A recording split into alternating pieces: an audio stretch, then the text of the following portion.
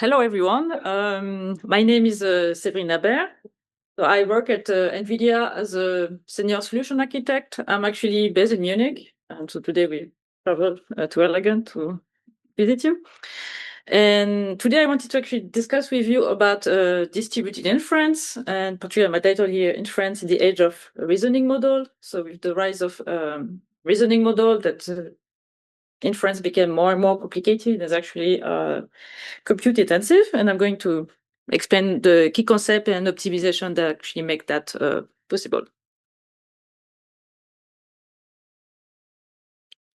Okay, so over the past decades, we actually have seen AI going through multiple stages. So 10, 15 years ago, there were the first stages, so pre-training, where it was more like computer vision with CNN, where we have like large data set, we are training the model, and then we could just do inference on it. Then we had large language model with post-training scaling, so where we will have like, where we will actually train generic model where you could fine-tune afterwards on specific tasks. So we had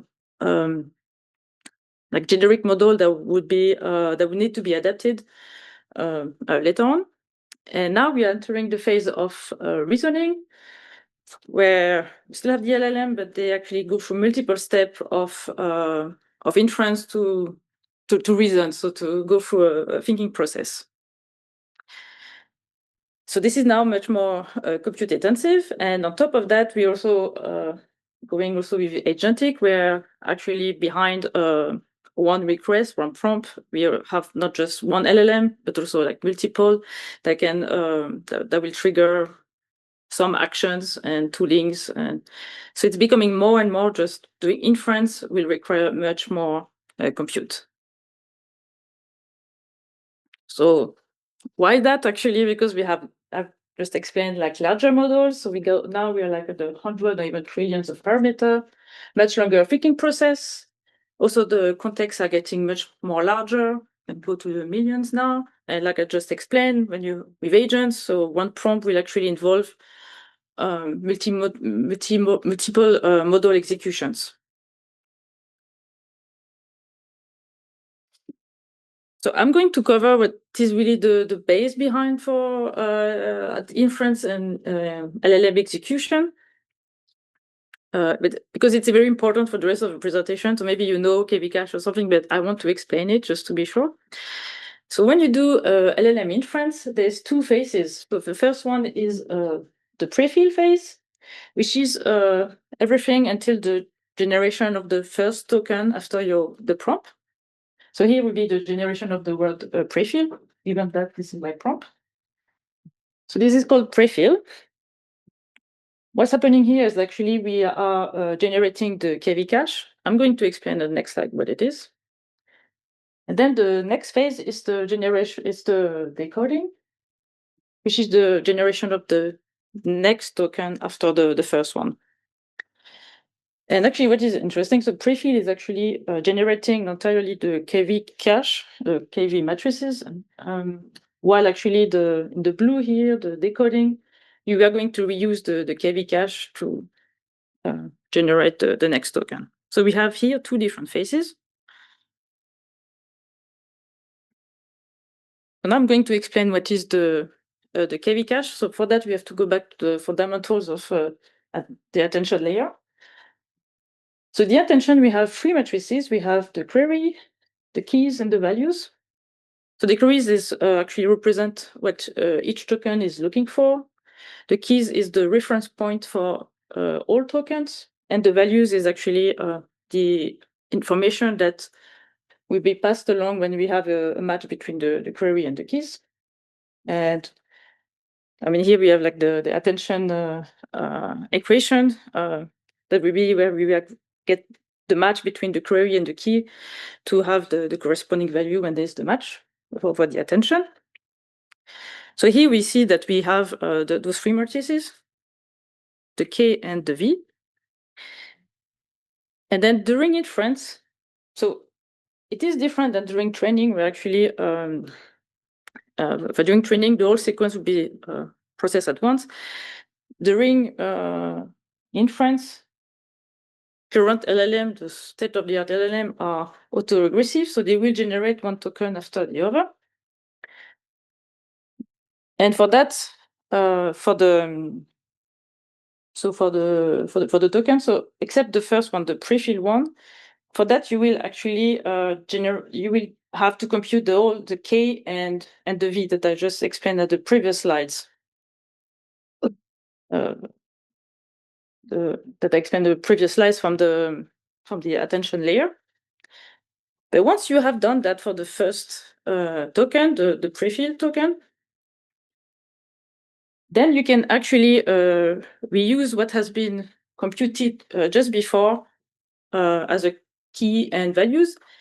And you just need to generate the key and the value vector for the next token you want to generate, and append that to your current K and V cache. And you keep appending and appending, and then this you actually create your bigger and bigger KV cache. So here we see that actually during the decoding phase, which is the phase at the bottom, what you have to do mainly is actually getting from memory the key and the values, and then also basically saving back to memory the vectors KV that you want to append to the KV cache. While actually during the pre-fill phase, which corresponds more to the one to the top, it's actually computing the KV cache based on the prompt.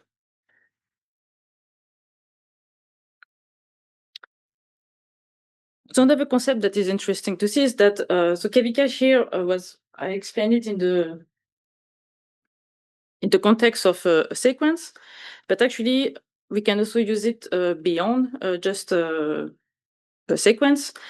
And there's actually also use cases where you can reuse what has been generated already by the LLM. So here, few examples. So where do you reuse what has been generated before? So for example, in the multi-turn conversation.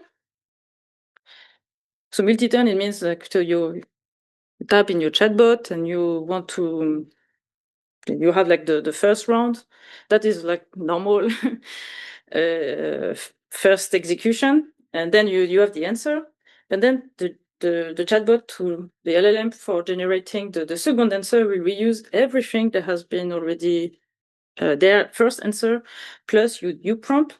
But basically, everything that was already from the first answer, it was already generated. That has been generated the first time. So that can be kept in memory and reused for your second round of chatbot, and so on for multi-turn conversation. Another example is also for system prompt. So the same in the chatbot. Often there's like some static instruction that will be added that you don't see before your prompt to tell, okay, to the chatbot, oh, be nice or be a curious user. It's a chat between a curious user. And that is the same. It's always fixed, so can already be pre-computed and doesn't have to be generated every single time that a user has a prompt. Another use case is also for reasoning model, where you actually are going through multiple search of here the three of thoughts. So you will have here you will have generated a cache there or cache here, and as you're going through different branches, you can go back to what you are thinking. And if you keep everything in memory, you don't have to recompute what has been done in one of the branches of the thought system. And finally, one of the examples is also in agent. So typically in an agent, you will have your prompt, you will ask the LLM will have the first answer, decide he wants to use a tool. You will get the tool answer, and then we'll basically have the same prompt with the answer of the tool, the same. So it's very similar, except that you add now the tool answer. So you can reuse what was previously computed to accelerate the inference execution here. So all of this example is actually what we call prefix caching. and can be found in quite a lot of inference engine like VLLM. So it goes beyond just KV cache within the sequence, but also to multiple setup.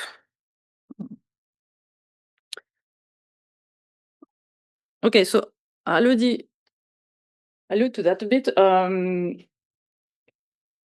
So during the LLM inference, so when we have like a monolithic or monolithic in the sense that we have the prefill and the decode done on the same GPUs or like on the same configuration.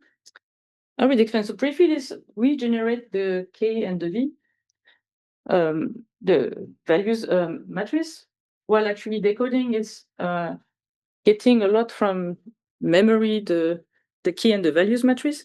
So it's much more memory bound, while prefill is much more compute bound. And the problem of that is that if you do that in the same configuration, you will actually put the same optimization on it. For example, put the same parallelism, the same tensor parallelism on it, while actually it's two very different problems. Things you need that we require one more tensor parallelism, the other less, but here you put the same, so it's really not optimal in terms of performance. Another element to add also is that, for example, if you add even like in multimodal model, you also have like, so beyond just the LLM, which is prefill and decode, you also have things like decoder, which tends to be compute bound. So that's another element that also needs its own optimization. So I should that. Also, what is interesting is also to look at the math of the KV cache, just to realize that actually it can become really memory heavy. So here actually the KV cache is this big formula here. So it's twice the size of the precision, the number of layers, dimension of the embeddings, sequence length in the batch. And here I made the calculation for a Llama 7B model and FP16 with batch 1. It's actually 2 GB, knowing that then the model is 14 GB in memory. It's 15% of the already of the memory size. And for bigger models, with much larger sequence and context lengths, can happen that actually the KV cache is even bigger than the model size itself. So it's really something that requires a lot of, that is really heavy, and we need to take care of that also with the infrastructure.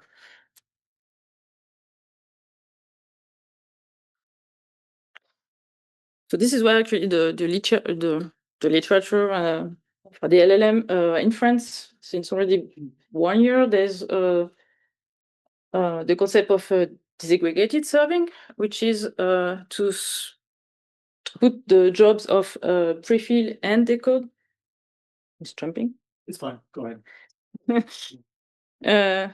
just going to get someone to put the prefill and the decode on different. Can either be workers, so that means it can be on the same node but just different GPU, or even on different nodes.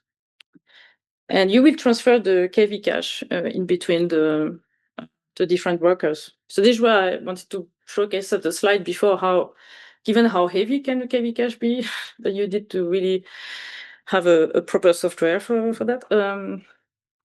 And how you can see here, for example, that you have for decode to have, for example, higher tensor parallelism. That tends to be the recommendation for here that kind of inference.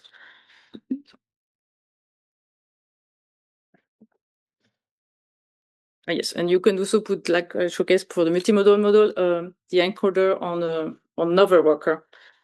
So you really have this disaggregated job on all the different nodes, and you can really tune, even have different even different type of GPU on different workers, such as you even can have like the best cost optimization of the hardware your setup. Okay, and so now that I went through the different concepts. Sorry, question. Is that something that's actually done in production right now? Yes. Okay. Yeah, so that's why I will showcase like how to do that deploy. And we have the software, and also it's used in production.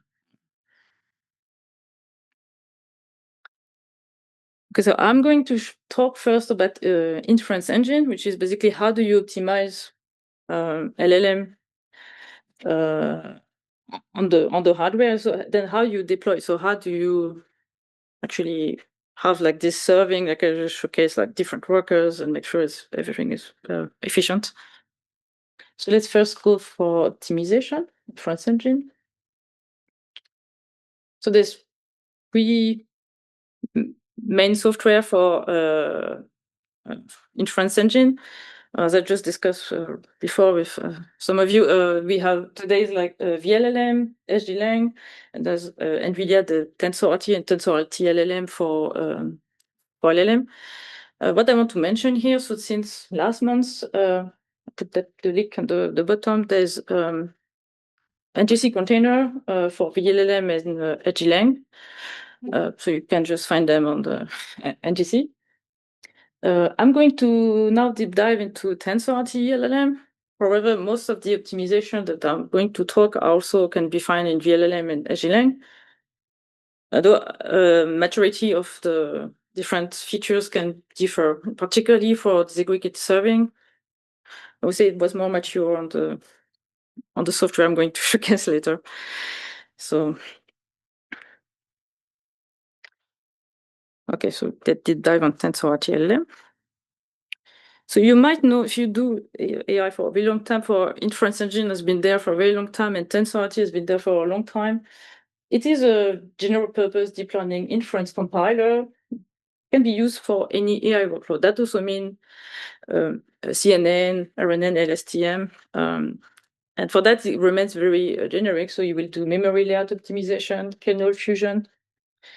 But for LLM, we need to have like something more specific. So there's also a TensorRT LLM that's been designed specifically for LLM. And that has optimization like KV cache, which I already explained to you. Custom attention kernel, in-flight batching. I'm going to discuss those features now.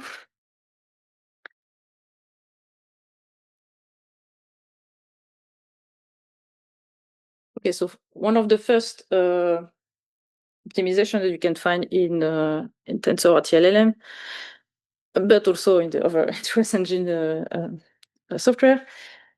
So we have, of course, KV cache as I already explained, but also different type of KV cache. So if you do like the one I explained before, it's actually dense. So we keep everything in memory, like from the previous turns.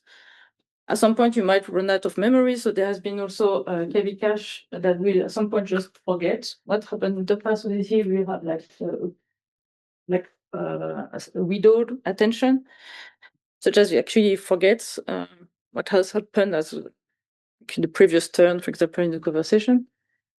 An optimization that also exists is the streaming LLM, which I found interesting because we see that it will forget what happened at the turns, but not what happened on the first, which corresponds to like the user prompt, basically. So not forgetting what has been asked at first time, but not necessarily everything in the conversation in between. So that is actually a pretty common optimization for multi-turn chat.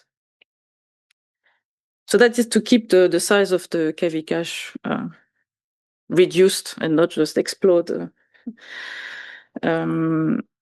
Other type of optimization is to have a different type of attention, like using different type of flash attention, and support multi-head attention, multi-query attention, group query attention.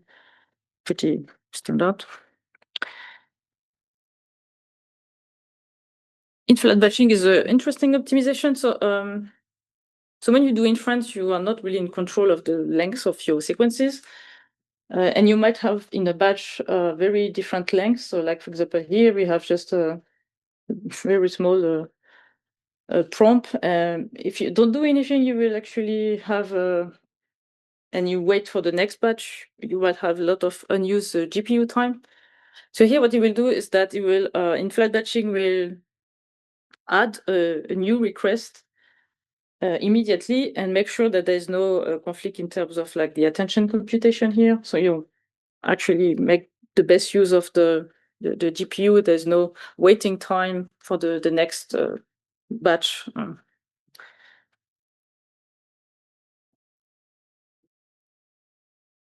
Another type of optimization is also to use a page KV cache. So that was the LLM was famous for that optimization. So that you have KV cache put in the non-contiguous memory. And also you can also do the quantization of the KV cache, just again to reduce the memory. And of course, that also support multi-GPU and multi-node. That's a parallelism. But okay, so now I'm going to continue with inference serving. So the inference engine is really the layer that will power the LLM on the hardware. Inference serving is more like the orchestration on top of that. So here you will see actually software that will use the different inference engine that I just explained and make sure that it's used efficiently, but more at the system level and not just on a single GPU for a single model. So as well for actually at LGTC, there were like the release of NVIDIA Dynamo. So that takes two software. So one maybe you knew before, which was called Triton Inference Server, which was hard to deploy a model on via a single node at any AI model. And now Dynamo, which was really made to disaggregated serving at scale and in production, as you were asking. So I'm going to just explain about the Triton Inference Server, which is now called Dynamo Triton. So the same way as TensorRT was made for all AI workloads, the Triton is the equivalent for inference serving. So it can be used with any backends, TensorFlow, PyTorch, any type of query, streaming, real time. And also interestingly, with any platform, so NVIDIA GPU, of course, so ARM CPU, x86 CPU, a lot of, but it was made for all AI workloads. So of course, if you want to do performance, distributed training for LLM, we could see some limitation. You could not do disaggregated, so hence why they created the software Dynamo, which will be an orchestration on top of your favorite inference engine software. So it can use VLLM, EdgeLang, TensorRT LLM, and will orchestrate those kind of worker for, as you remember my slide about disaggregated serving, to be sure that you have like the most efficient inference. So it has like some cool features, which I'm going to explain in a bit more detail, but so here I'm going to list them. So a smart router, which is basically choosing the best GPU according to your request, based on what has been seen already with the KV cache. So remember when I explained about prefix caching? So when I have multi-turn conversation, is that do I have seen already this request and basically choose the GPU based on that and not because it's free or not very loaded? GPU planning, which is just having monitoring of the usage of the GPU, and basically if it's overloaded, spin up new nodes, make change worker from prefill or decode because we see that there's not enough decode. So really orchestrating really the whole GPU, the whole system.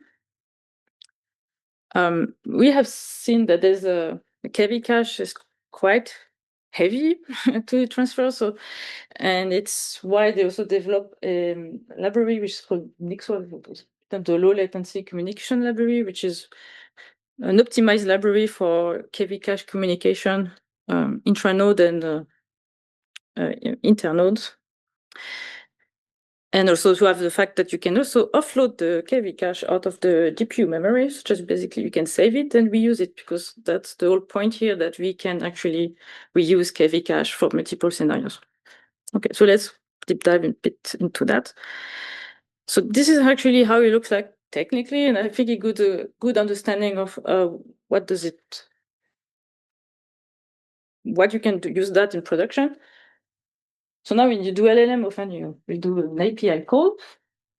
So you have the API server, we get the request, and then you will have the smart router that will decide based on, do I have seen already the request and which GPU have seen this request already? And based on that, it will pick the appropriate worker and will send that to the prefix worker that will create the first token, then send that to the decode worker that will make the rest of the request. And we're having on top of all of that with the data transfer engine, which is the Nixel, the library for KV cache communication, making sure that everything is done efficiently. The KV cache is communicated efficiently between the workers. As I mentioned, there is like the GPU planner, which is will check the performance in real time to know if we need to spin up new GPU or not.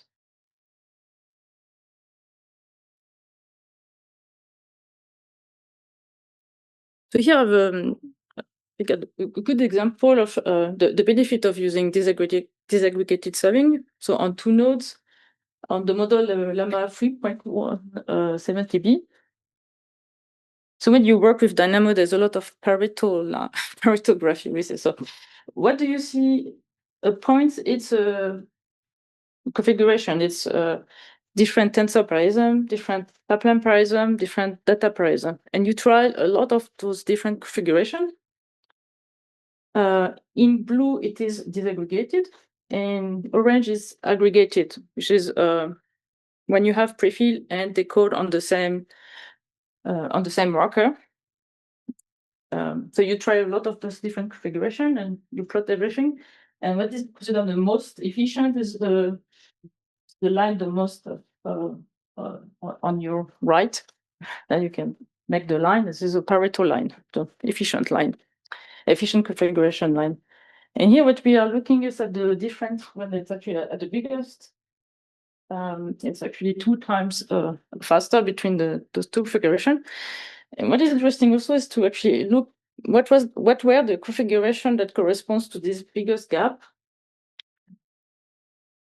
So for this one there, the little one there, this tensor parallelism 8 and data parallelism 2. Well, for disaggregation, it was prefill tensor parallelism 2, data parallelism 4, and decode tensor parallelism 8. And if you remember one of the slide I mentioned, typically for decode, we want to have higher tensor parallelism. And typically for prefill, we would prefer to have higher data parallelism. Aggregated was a mixture of that. It was, okay, actually had high tensor parallelism, but not very high data parallelism. While actually disaggregated serving the disaggregated configuration so had the high tensor parallelism and also the higher data parallelism. So here we could really have like more tuned configuration for each phases. So this is for both cases the same amount of hardware resources. Yes, Just a different way of exactly. Yeah. And what's the major factor in this factor of 2n? So in your architecture you showed my previous slide. What's the main point? What accelerates? That's the thing. The only thing that changes those configuration, the fact that we use different tensor parallelism and different. There's nothing different than that. The fact that the workloads is so different, one that is more compute bound, the other one that is more memory bound, where you realize that well, the same GPU changes basically you get 2x the performance. You're just doing that optimization. And that's why you always hear NVIDIA saying the performance is the whole stack. That's a very simple example. The same hardware, the same budget, twice the performance, just because doing it a smart way, and then you have the software to support. You can separate you can really have configuration that are really optimized for each of configuration. So like I mentioned here, one is higher tensor prism and the other higher data prism. But it's the same GPU in both cases for the memory bound and the compute bound part. So the difference is the optimization Exactly. on the lowest. Not necessarily, yes, level lowest. Yes, it's basically how you feed the number of the data in, or how you shard the, how you make tensor prism. You can play out the strengths of every faces with the same hardware. But for this to work, in the slide that you presented, where there's a lot of architecture, people had that idea, then it creates a lot of complexity because you need to have those GPU communicate. Now you start with prefill and then you go to decode. So now you need to have the Nixel library. So to get to that 2x, it required a lot of engineering.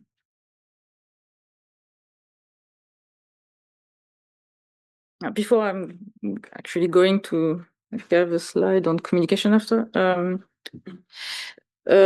Also to have the speed up is, even though it was not used in the slide before, so now I'm actually showcasing like individual optimization that you can combine everything together. Another optimization which by itself already also brings some speed up is the smart routing, which I already explained a bit. So instead of just doing random routing, which is, oh, here's a free GPU, I'm sending it to there, it's looking at if the GPU has seen the request, meaning does it have the corresponding KV cache to the prompt? And you will actually make a KV cache match, and we send to that to that GPU. And already with that, so on the average request here, you can get 2 times, but it's even more pronounced speed up for the first token, because the first token is the one that you have to generate the whole KV cache. So if you actually already have seen it, then you don't have to generate it, so it's much more faster. So here's the average, but it's much faster to do first token generation when you have the smart router activated.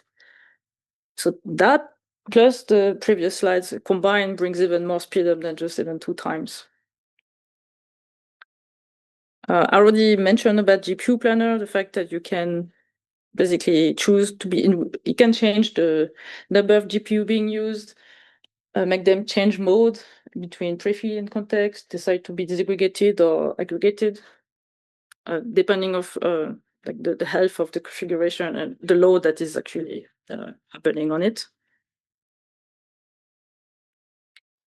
There's also the fact that you can also do, so you can offload the KV cache. So at first you have like the GPU memory, you can also have it on the the GPU memory. You can also offload it to the CPU memory, which typically would be much larger. You can also have it on the SSD and then on the shared storage. Typically, you will do that in more. So the further you are, like the less critical for your application the KV cache should be. So, so you will do that in more hierarchical time manner. So the KV cache that has been just generated for the previous request, you will keep it rather close to the GPU. But still, it can be useful to have like a KV cache generated from few turns in your chatbot. And here there's a benchmark showcasing. So here it's looking at multiple rounds in a multi-turn conversation. And if you will just keep the KV cache on the GPU, at some point you will run out of space. So you basically have to evict part of it, and you can, and I will just keep using part of the KV cache, but some will have been deleted. Well, if you are able to do offloading, you're not losing information on your KV cache, and you can use it. And that's also as the turns, you're not losing some part of the KV cache, and you are able to reuse this saved KV cache, and basically you get a speed up because you have been able to use this KV cache, and not part of it was not deleted.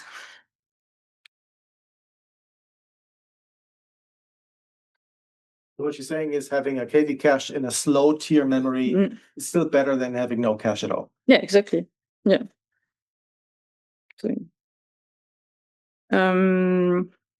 So what is it again? So KV cache can be pretty heavy to transfer. So in the system with chip-to-chip communication, like we have for CPU Grace from NVIDIA, so we have chip-to-chip communication, which is a higher communication between the CPU and the GPU. And I just mentioned you can offload to CPU. So in this case, that would be much more communication efficient in between the CPU and the GPU than if you were on the traditional PCI communication between the CPU and the GPU. So that's where it would make even more sense to have the offload to the CPU of the KV cache.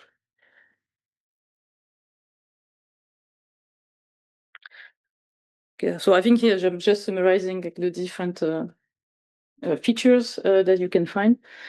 So the fact that you can actually do that from single GPU, so you can a single GPU, you can do that on a single node, but also do it at scale, really thousands of GPUs. Like I mentioned, you can do with the GPU planner, you can change based on what is the actual load on the system. We have like seen the smart router and the KV cache manager. So here was a very simple deployment where it's disaggregated. I have to put full reverse, you will not see anything. It's disaggregated, but a very small model is 0.6 billion. Doesn't really matter here. It's on 2 GPU, so the one will be the pre-filled worker and one the GPU worker. And also for benchmarking, there's actually a tool that we have, a Dynamo since 2 months, which is called AI Perf, which allows you to benchmark an endpoint. It doesn't have to be a Dynamo. So, but here it's nice. So combination, you can also benchmark any endpoint you have with it. So here I'm going to, on the right side, you see that, so I'm starting the disaggregated example. And it will set up the services. So it will start so it's using as a backend VLLM. It will have a VLLM prefill worker, VLLM decode worker. And on the left side, that would be my benchmarking the endpoint. It's a lot of configuration, and at some point the service will be ready, and you will just wait for a request.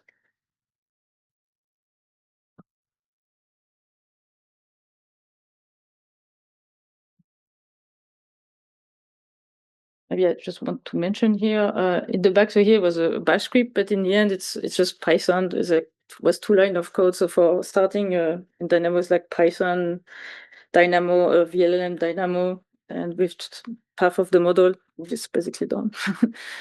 And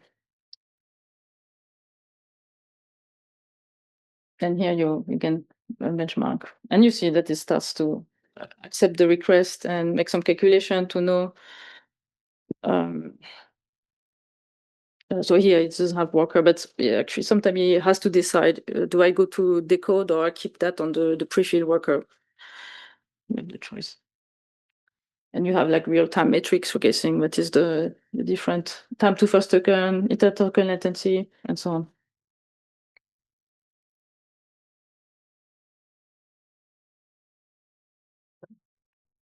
Okay, so just an example as you try. Okay, so that's here. Where is my slide?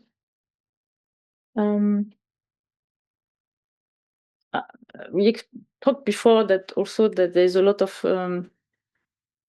so it's very important that you find your correct configuration. We have seen in this Pareto graph that it is the right configuration that will give you a speed up. There are dots all over the place, but just few dots will be the best configuration. So there's like a tool also which is called AI configurator.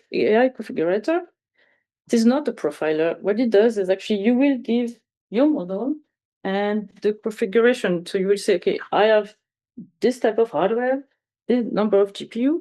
You're not running any inference, but it will just give recommendation that for that, the best configuration here is the cross here. So it gives you kind of a good estimation where to start, and you don't have to go random on the different tensor parallelism, pipeline parallelism, data parallelism. So I find this is quite interesting if you want to try. You are not going blind, and you actually start with a good start. Of course, those are just quite standard configurations. So if you deviate from that, I guess you have to make some more search, but it's a good starting point if you want to try that software. Okay, so now I think we arrive at the end of my presentation. So I think you have learned now different concepts like KV caching, prefix caching to be used and to reduce the compute. Also, what is the concept of disaggregated serving? And I've shown you TensorRT LLM and NVIDIA Dynamo to perform high performance distributed inference.